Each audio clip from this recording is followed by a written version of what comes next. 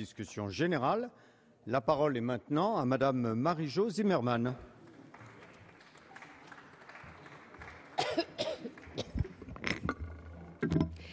Merci beaucoup, Monsieur le Président. Monsieur le Président, Madame la Ministre, Monsieur, Mesdames les rapporteurs, mes chers collègues.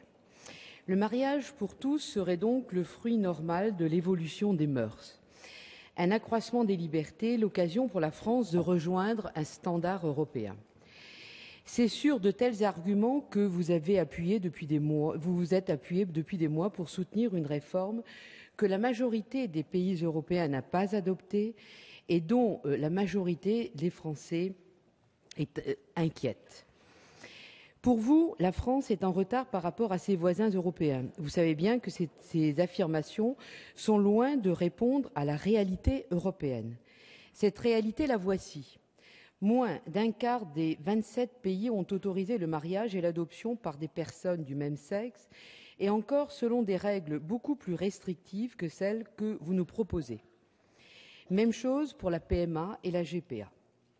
En revanche, ce sont 16 pays, soit une majorité de pays européens, qui ont autorisé l'union civile aux personnes de même sexe.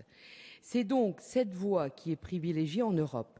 C'est cette voie-là que nous vous proposons de suivre depuis des mois.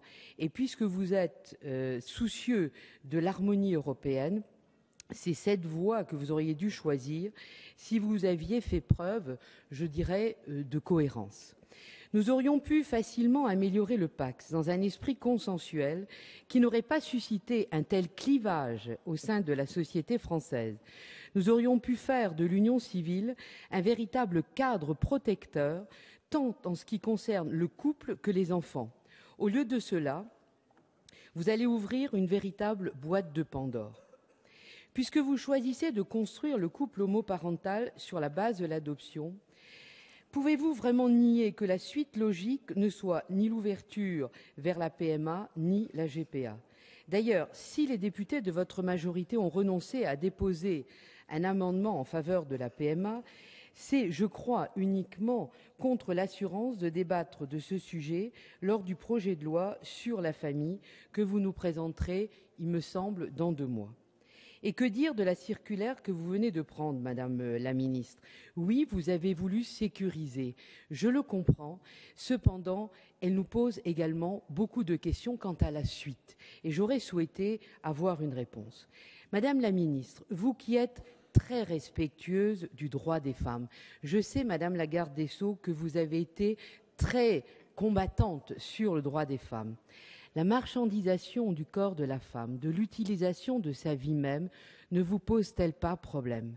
Dois-je vous rappeler quelles sont les femmes qui accepteraient de porter un enfant pour le confier à un autre après l'avoir mis au monde, sinon des femmes en grande détresse matérielle et sociale? À travers votre projet de loi pour tous, vous remettez totalement en cause les lois de la filiation. Encore une fois, il ne s'agit pas de la capacité d'un couple homosexuel à élever ou à aimer un enfant. Je respecte l'amour que les uns et les autres peuvent donner à un enfant. La vie prive parfois un enfant de père ou de mère par accident, mais ce n'est pas à la loi d'organiser cette privation. À travers ce texte, vous organisez légalement des arrangements qui priveraient a priori certains enfants d'un père ou d'une mère, des enfants qui doivent déjà porter toute leur vie le fait d'avoir été abandonnés.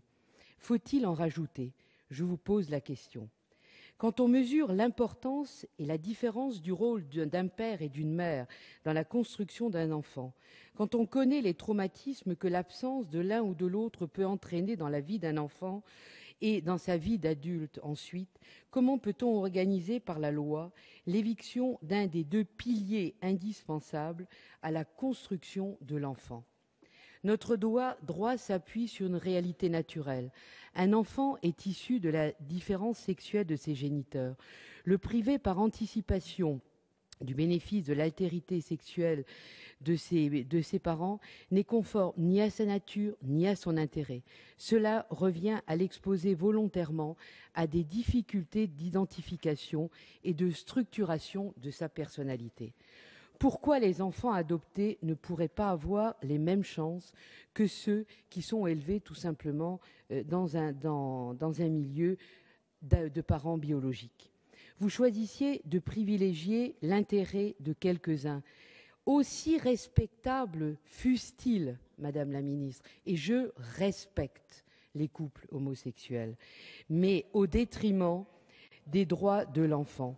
Vous n'ignorez pourtant pas à quel point la loi peut être un instrument dangereux lorsqu'elle perd de vue ce qui la fonde, à savoir l'intérêt général. Dans la mesure où il n'existe pas d'études sérieuses sur le devenir des enfants des familles homoparentales, vous transformez ces enfants en véritables cobayes. En droit français, la distinction entre les personnes est fondamentale. Dans une naissance, les rôles masculin et féminin ne sont pas identiques. Être père et mère est relatif à notre sexe et non à notre sexualité ou à notre orientation sexuelle. On pourra retourner les choses comme on le voudra, on n'arrivera pas à faire de ces deux rôles, que ces deux rôles soient interchangeables. Madame la ministre, j'attends vos réponses pour me déterminer. Merci.